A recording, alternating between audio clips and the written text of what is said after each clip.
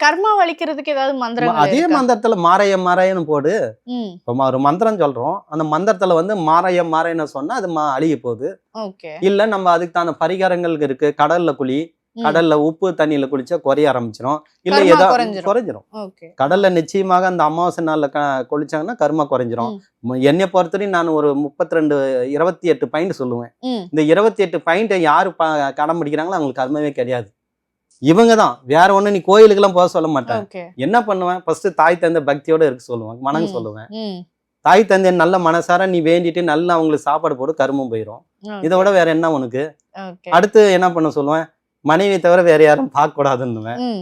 அப்படி இருந்தா உனக்கு கர்மம் கிடையாது. பொய் சொல்லாதன்னுவேன். ம். இல்லைன்னா ஏமாத்தாதன்னுவேன். ம். ம்.